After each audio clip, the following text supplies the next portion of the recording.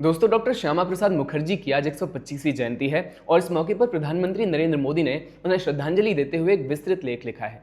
इस लेख में उन्होंने डॉक्टर मुखर्जी के जीवन, विचारों और राष्ट्र निर्माण में उनके योगदान को याद किया है। पीएम मोदी लिखते हैं कि डॉक्टर श्यामा प्रसाद मुखर्जी का जीवन विद्वता, जनसेवा और उच्च नैतिक मूल्यों का अद्भुत उदाहरण था। निजी जीवन में गहरे दुख झेलने के बावजूद भी वे राष्ट्र सेवा के अपने संकल्प से कभी पीछे नहीं हटे। बेटे और फिर पत्नी के निधन के बाद भी उन्होंने अपना पूरा जीवन देश के लिए समर्पित रखा। प्रधानमंत्री ने पश्चिम बंगाल को भारत के साथ बनाए रखने में डॉक्टर मुखर्जी की भूमिका को याद किया। साथ ही अनुच्छेद 370 और 35A के खिलाफ उनके संघर्ष और बलिदान का भी उल्लेख किया है। पीएम मोदी लिखते हैं कि इन दोनों प्रावधानों को हटना डॉक्टर मुखर्जी को सच्ची श्रद्धांजलि है।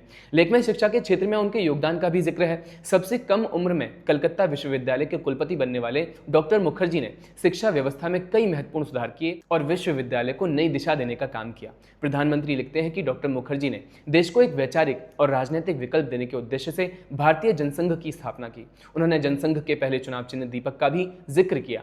पीएम के मुताबिक ये दीपक उस विचार का प्रतीक था कि भारत आधुनिक बने लेकिन अपनी सांस्कृतिक जड़ों से कभी ना कटे। लेख में उद्योग मंत्री के रूप में उनके योगदान को भी विस्तार से याद किया गया। दामोदर वैली कॉरपोरेशन, सिंदरी उर्वरक संयंत्र और मजबूत औद्योगिक नीति जैसी पहलों को प्रधानमंत्री ने आधुनिक औद्योगिक भारत की नींव बताया है। उन्होंने ये भी लिखा कि बाद की सरकारों ने सिंदरी संयंत्र की उपेक्षा की, जबकि एनडीए सरकार ने उसका पुनरुद्धार किया। प्रधानमंत्री मोदी ने डॉक्टर मुखर्जी के राजनीतिक जीवन का भी उल्लेख किया है। वे लिखते हैं कि आजादी के बाद वे राजनीतिक मतभेदों से ऊपर उठकर के पंडित नेहरू की कैबिनेट में शामिल हुए थे, लेकिन जब राष्ट्रीय हित के कुछ मुद्दों पर असहमति हुई तो उन्होंने सिद्धांतों से समझौता करने के बजाय गरिमा के साथ मंत्रिमंडल छोड़ दिया।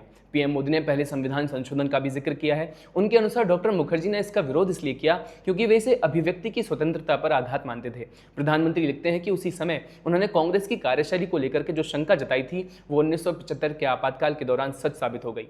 लेख में डॉक्टर मुखर्जी के सेवा भाव को भी विशेष स्थान दिया गया है। 1943 के बंगाल अकाल के दौरान उन्होंने राहत कार्यों का नेतृत्व किया था। भोजन की व्यवस्था के लिए कैंटीन और राहत केंद्र शुरू करवाए और इससे पहले 1942 में मेदिनीपुर में आए भीषण चक्रवात के समय भी वे राहत कार्यों में सबसे आगे रहे। लेख के अंत में प्रधानमंत्री मोदी देशवासियों से अपील करते हैं कि विकसित भारत के निर्माण के लिए निरंतर काम करना ही डॉक्टर श्यामा प्रसाद मुखर्जी को सच्ची श्रद्धांजलि होगी।